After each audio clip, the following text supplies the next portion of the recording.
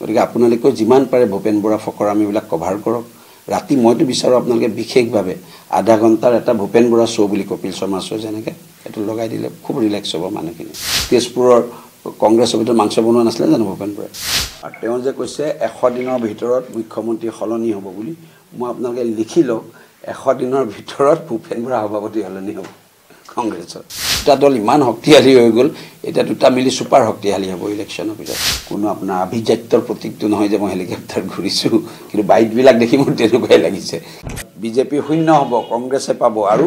আপোনালোক সকলোকে নিমন্ত্ৰণ জনাইছোঁ ভঙাগড় GS ৰোডত আমি বিজয় উৎসৱ পালন কৰিম এই ফকৰামিটো পাহৰিলে বুলি ভাবিছে নেকি ৰাইজে কাৰণে নতুন ফকৰামি কৰিছে চাওক মই আগৰ পৰাই কৈ আছোঁ যে ভূপেন বৰা হেলুচিনেশ্যনত থাকে তেওঁ কল্পনাৰ দুনিয়াত থাকে গতিকে তেওঁ এনেকুৱা কল্পনা প্ৰসূত কথাবিলাক কৈ ভাল পায় আৰু ইয়াৰ এটা মানে মেডিকেল টাৰ্মোলজিটো হ'ল যে এইটো ভিটামিন B12 যেতিয়া ডেফিচিয়েঞ্চি হয় গতিকে তেওঁ ভিটামিন B12ৰ ইনজেকশ্যন বা টেবলেট খালে এইটো তেওঁৰ ভাল হৈ যাব আৰু তেওঁ যে কৈছে 100 দিনৰ ভিতৰত মুখ্যমন্ত্ৰী সলনি হ'ব বুলি মই আপোনালোকে লিখি লওক 100 দিনৰ ভিতৰত ভূপেন বৰা সভাপতি সলনি হ'ব কংগ্ৰেছৰ এয়া নিশ্চিতভাৱে কাৰণ তেওঁ জিৰ' মাৰিব ইলেকশ্যনত গতিকে তেওঁ আঁতৰাই এজন বেলেগ নেতাক সভাপতি বনাব বুলি আমি খবৰ পাইছোঁ নামটো এতিয়া নকওঁ বাৰু তাৰমানে এইটো হ'ল এটা আমাৰ ভৱিষ্যতৰ কাৰ্যকৰ্তাৰ এটা কেটেগৰী আছে সেই কেটেগৰীটোত তেওঁ ফিট হয় সেই কেটেগৰীটো হ'ল যে যিকোনো ভাৰতীয় মূলৰ খিলঞ্জীয়া অসমীয়া ব্যক্তি যি দলতেই নাথাকক তেওঁ হ'ল ভাৰতীয় জনতা পাৰ্টিৰ ভৱিষ্যতৰ কাৰ্যকৰ্তা এটা ক্ৰাইটেৰিয়া ছেকেণ্ড ক্ৰাইটেৰিয়া যিকেইজন ব্যক্তিয়ে খুব বেছিকৈ মুখ্যমন্ত্ৰী মহোদয় নৰেন্দ্ৰ মোদী ডাঙৰীয়াক গালি পাৰে সেইটো এটা ছেকেণ্ড ক্ৰাইটেৰিয়া জইন কৰা আৰু যিসকল ব্যক্তিক বিৰোধী দলৰ নেতাক আমি কমকৈ গালি পাৰোঁ সেইসকলে ভৱিষ্যতে জইন কৰিবলৈ কাৰ্যকৰ্তা গতিকে এই তিনিটা কেটেগৰীত যেতিয়া তেওঁ পৰিছে গতিকে তেওঁ নিশ্চয় জইন কৰিব ভাল কথা গৌৰৱৰ কথা আমাৰ লখিমপুৰৰ এজন নেতাই যদি হেলিকপ্টাৰলৈ প্ৰচাৰ আৰম্ভ কৰিছে আমিও গৌৰৱ অনুভৱ কৰোঁ এইটো তাৰ কি ক'ব লাগে শুভেচ্ছা জনাইছোঁ তাক হেলিকপ্টাৰ যাত্ৰাত তেওঁ ফকৰামি কৰি ভাল পায় ফক্কৰ টাইপ মানুহ থাকে যে এই ফকৰামি কৰি ফক্কৰ টাইপ মানুহ তেওঁ সেই মই ক'লোৱে দেখোন আপোনালোকে 3 তাৰিখে 11:30 বজাত GS ৰোডত বিজয় যাত্ৰা এইবিলাক পাহৰি গ'ল নেকি আকৌ এটা নতুন ফকৰামি কৰি আকৌ একেটা কথা হ'ব 4 তাৰিখে আমি হ'লোঁ সৰু এটা সমষ্টিৰ বিধায়ক আৰু আমি ভাৰতীয় জনতা পাৰ্টীহে অখিল গগৈ ৰাইজৰ দল মানে ৰাইজক ৰিপ্ৰেজেণ্ট কৰে তেওঁ গতিকে গোটেই অসম ঘূৰিব শুভেচ্ছা জনাইছোঁ ডাঙৰ ডাঙৰ ৰেলী কৰিব অখিল গগৈৰ ৰাইজবিলাকে অখিল গগৈৰ সপক্ষে প্ৰবলভাৱে ভোটদান কৰিব সেইটো জিৰ' এতিয়া 2 গগৈ কিবা এখন গালি কৈ থকা নাজানো তাৰমানে দুটা দল ইমান শক্তিশালী হৈ গ'ল এতিয়া দুটা মিলি ছুপাৰ শক্তিশালী হ'ব ইলেকশ্যনৰ পিছত কিন্তু তেওঁলোকে নাজানে যে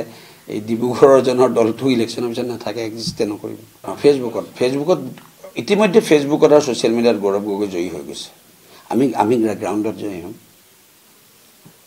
ভোটত আমি জয়ী হ'ম ফেচবুকত ছ'চিয়েল মিডিয়াত গৌৰৱ গগৈ জয়ী হৈ গৈছে আৰু সেইটোত আমি নোৱাৰোঁ আমি ইনফ্লুৱেঞ্চাৰ লগাব নোৱাৰোঁ আৰু আমি ইমান আমি ইংৰাজী ক'ব নাজানো ইংৰাজী অসমত অকল গৌৰৱ গগৈ ক'ব জানে পেটেণ্টটো তেওঁলোকে থাকে বাকীটো চব বজাত আমাৰ মুখ্য মানুহ আছে ইয়াত অৰুণোদয় বাকী অনুপ্ৰিয়াম সেইটো কেতিয়া অৰুণোদয় প্ৰপত্ৰ ভিতৰলৈ মোৰ লগত আছে প্ৰপত্ৰখন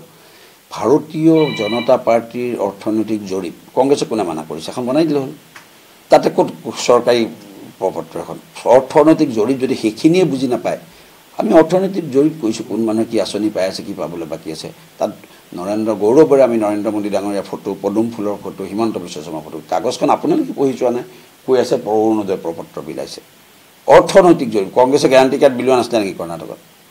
কোনে মানা কৰিছে যে তাতে ভূপেন বৰা ফটো ৰাহুল গান্ধীৰ ফটো এখন লগাই পিনে তেনেকুৱা বনাই যাওক কংগ্ৰেছৰ কিছুমান আঁচনি ঘোষণা কৰা নাই জানো সেই কাৰ্ডখন বনাই তেওঁলোকে বিলাই দিলে হ'ল কাৰ আপত্তি আছে মই বুজিছোঁ এতিয়া জিম্বাবুৱেৰ লগত খেল থাকিলে এসপ্তাহ ৰেষ্ট লৈ নাথাকে জানো ইণ্ডিয়া টিমে ৰেষ্ট লৈ শুই থাকে নেকি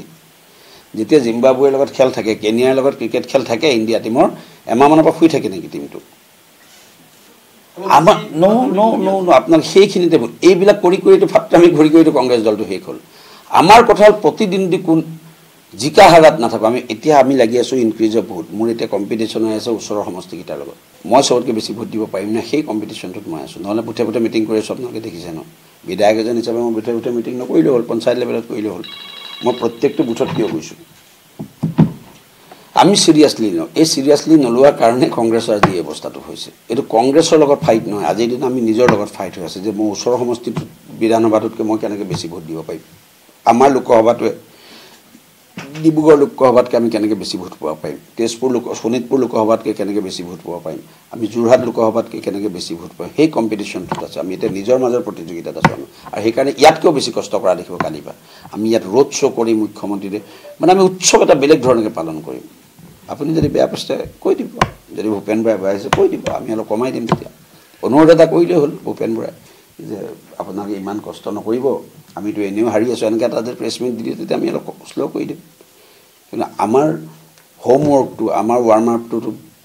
কাৰ লগত মেটছ আছে সেইটোলৈ ভাবিতো আমি শুই থাকিব নোৱাৰোঁ ন অখিল গগৈ য'তেই সভা কৰে ধৰক অখিল গগৈ যদি 1000 মানুহৰ সভা কৰে 500 ভোট ভাঙি যায় 200 মানুহৰ সভা কৰিলে 100 ভোট ভাঙি যায় এইটো কিছু ভোট ভাঙি থৈ যাব অখিল গগৈ ইয়াতে আহি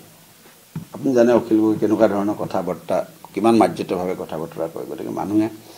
ভোট ভাঙি গৈ থাকিব আৰু অখিল গগৈ যাতে যাব আমাৰ ভাৰতীয় জনতা পাৰ্টি তেওঁ নেজানে এতিয়াও মুখ্যমন্ত্ৰীৰ এটা ঠিকনা দিছপুৰৰ জনতা ভৱন এটা ঠিকনা বাজপেয়ী ভৱন আমাৰ তাতো এটা ঠিকনা আছে এইটো কংগ্ৰেছৰ দৰে দল নহয় যে যি মুখ্যমন্ত্ৰী হ'লে নিজৰ পাৰ্টি অফিচটো পাহৰিয়া দল নহয় ইয়াতে মুখ্যমন্ত্ৰী হ'লে সুন্দৰকৈ গোটেই অসমত অফিচবিলাক বনাইছে দেখিছে নহয় দলে মই নিজেই দেখিছোঁ মই নাছিলোঁ জানো কংগ্ৰেছ দলত 15 বছৰ প্ৰবল প্ৰতাপী কংগ্ৰেছৰ এজন মুখ্যমন্ত্ৰী আছিলে ৰাজীৱ ভৱনটোত 15 বছৰ ৰঙো দিয়া নাছিলে ইলেক্ট্ৰিচিটি বুলি নিদিছিলে গতিকে তেওঁ নাজানে আমাৰ মুখ্যমন্ত্ৰীৰ কাৰণে জনতা ভৱনৰ অফিচটো যিমান ঠিকনাটো যিমান ইম্পৰ্টেণ্ট বাজপেয়ী ভৱনৰ ঠিকনাটো সমানে ইম্পৰ্টেণ্ট আৰু তাত আছে ইতিমধ্যে ঠিকনা এটা আছে আপোনালোকে গৈ চাই আহিব তাত লিখা আছে মুখ্যমন্ত্ৰী হিমন্ত বিশ্ব শৰ্মা বুলি এটা ৰুম এইটো কংগ্ৰেছৰ নিচিনা নাম নহয় যে নেতা ধনী হোৱা দল নহয় দলৰ প্ৰতি সমৰ্পিত ইয়াত কাৰ্যকৰ্তা থাকে আৰু সেইকাৰণে দেখিছে আপুনিতো দেখিছে লখিমপুৰত আজি 40-50 বছৰ পৰা কংগ্ৰেছ অফিচটো নাই জানো এতিয়া সেইটো কংগ্ৰেছ অফিচ নে মিনা বজাৰ হৈ গ'ল চুকে কোনে দোকান পাণ দোকান ভাড়া দি থৈ দিছে না আমাৰ বাজপেয়ী অফিচ ভৱনটো চাই আহিবচোন আপুনি বাজপেয়ী অফিচ নালাগে আমাৰ মণ্ডলৰ অফিচকেইটা তেওঁলোকৰ জিলা কংগ্ৰেছ অফিচটোতকৈ ভাল সেইটোকে কয় সমৰ্পণ পাৰ্টিৰ প্ৰতি গতিকে এইবিলাক মানে তেওঁ যিবিলাক ফকৰামি কথা কৈ লাভ নাই যোৱাবাৰো ফকৰামি কথা কৈছে এতিয়া কৈছে 100 দিনৰ ভিতৰত মুখ্যমন্ত্ৰী সলনি হ'ব 3 ডিচেম্বৰত এটা তেওঁ দিছিলে ন তাৰ আগত যে 3 ডিচেম্বৰত 11:30 বজাত 5খন ৰাজ্যত 5খনেই কংগ্ৰেছে জিকিব জিৰ' মাৰিব উল্টা হ'ল নে নাই আৰু কি কৈছিলে সাংবাদিকসকলক যে আপোনালোকে জিএছ ৰোডত আহিব আমি বিজয় উৎসৱ পালন কৰিম যোগদান কৰিব পিছদিনাতে ৰুঘৰত সোমোৱা নাছিলে যে 3 দিনলৈকে যে আপোনালোকে বিচাৰি পোৱা নাছিলে বাইক ল'বলৈ তেজপুৰৰ কংগ্ৰেছ অফিচত মাংস বনোৱা নাছিলে জানো ভূপেন বৰাই গতিকে এটা ফকৰ মানুহ আৰু নতুন ফকৰামি এটা দিছে আমাৰো ভাল লাগে কালি মোৰ সঁচাকৈ ভাল লাগিছে এই কথাটো মই দিনটো মিটিং ইমান কৰি ভাগৰি জুগৰি আহিছোঁ ৰাতি টিভিটো খুলি ভূপেন বৰাক দেখিছোঁ ফ্ৰেছ হৈ গ'লোঁ মই গতিকে আপোনালোকেও যিমান পাৰে ভূপেন বৰা ফকৰামিবিলাক কভাৰ কৰক ৰাতি মইতো বিচাৰোঁ আপোনালোকে বিশেষভাৱে আধা ঘণ্টাৰ এটা ভূপেন বৰা শ্ব' বুলি কপিল শৰ্মা শ্ব' যেনেকৈ এইটো লগাই দিলে খুব ৰিলেক্স হ'ব মানুহখিনি ইলেকশ্যনৰ মাজত গৌৰৱৰ বিষয়টো আমি এটা সৰুতে আমাৰ পাঠ্যপুথিত এটা আছিলে গৌৰৱ তুলনাৰ পৰা উপজে বুলি গতিকে এতিয়া ভূপেন বৰাৰ কাৰণে